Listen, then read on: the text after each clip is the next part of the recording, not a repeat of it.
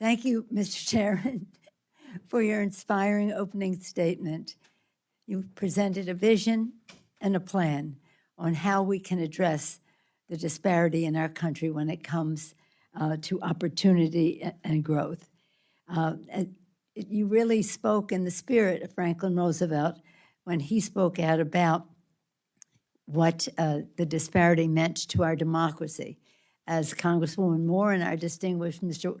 Clyburn have told us, the New Deal was not a good deal for everyone in our country. We have to make sure as we go forward, we learn from the past and recognize all of the possibilities.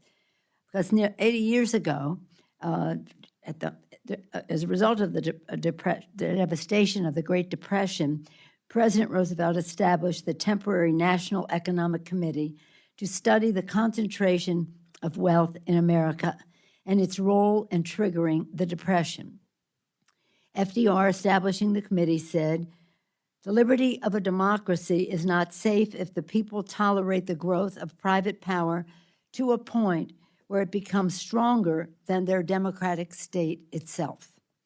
The liberty of democracy," he went on to say, "is not safe if its business system does not provide employment and produce and distribute goods in such a way as to sustain an acceptable standard of living." Today, our economy and our country face a similar threat to the liberty of our democracy. We know that the middle class is the backbone of our democracy. We also know that if we strengthen the middle class, we strengthen our democracy. It's not just about the middle class, it's about those who aspire to it. Economic inequality, which has been growing for years, has intensified during the pandemic. The widening chasm between CEO compensation and worker pay has gone from unfair to immoral. The stagnation of wages is a picture of injustice. In December, I announced the creation of the Select Committee of Economic Disparity and Fairness and Growth to study and combat this crisis. We must ensure that our economy works for everyone while powering strong economic growth for years to come. Under the leadership of Chairman Himes, the committee has committed to hearing both from those who have the greatest needs and those who have the greatest understanding of the crisis from both sides, the need side and the solution side. To that end, I'm very honored that we have the participation of our witnesses here today. Jason Furman, former chair of President Obama's Council of Economic Advisors. I know you'll be introducing them, but I want to pay my respects as well. Mr. Chairman Joy Cheney of the National Urban League, Professor James Kenneth Galbraith, the University of Texas at Austin, Professor Janet Curry from Princeton, and Shelley Gupta Barnes, the Poor People's Campaign. I know you'll give a fuller introduction momentarily, but I want to thank them for their generosity of time, intellect, and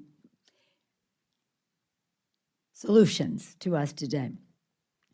Our economy and our country face a similar threat to the liberty of democracy, as I said. So in his speech, President Roosevelt further said, "We believe in a way of living in which political democracy and free enterprise for profit should serve and protect each other to ensure a maximum of human liberty, not for the few, but for the all."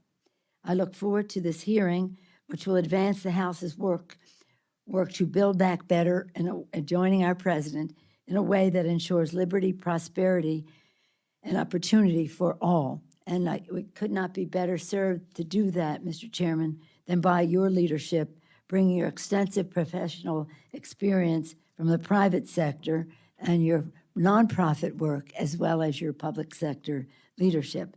Congresswoman Marcy Kaptur will be focusing on regional economic revitalization in a way that hopefully will produce the results that we expect. And Congresswoman Grace Moore of Wisconsin leading action to close the racial wealth gap. Excuse me. Congressman Vicente Gonzalez of Texas recognizing the connection between economic growth and infrastructure connectivity. Congresswoman Pramila Jayapal of Washington, delivering workers better wages and a brighter future. Congresswoman Angie Craig of Minnesota, representing the concerns of family farmers and rural communities. Congresswoman Alexandria Ocasio-Cortez, addressing generational disparities and increasing worker power in the economy. And Congresswoman Sarah Jacobs of California, focusing on the future of work with both a family and global perspective. This is just doesn't do justice to all of the knowledge, experience, and leadership that all of you bring to this. But I too wanted to pay my respects to the beautiful diversity of the members of this committee. I will add that we have a standing invitation to the Republicans to participate in these proceedings, and hope that they will do so. In the meantime, our hopes are riding on all of you to have a clarity of understanding of the challenges that are faced by families in America who just cannot even thrive because of the disparities, to do so in a way that is solution-oriented, perhaps, as the chairman said, recommendations to the private nonprofit sector, but also to the legislative committees of jurisdiction so that we can take action to make the difference. Again, this is a values-based approach to this. We feel very, very concerned about the immorality of the inequality in our country, and we're going to do something about it.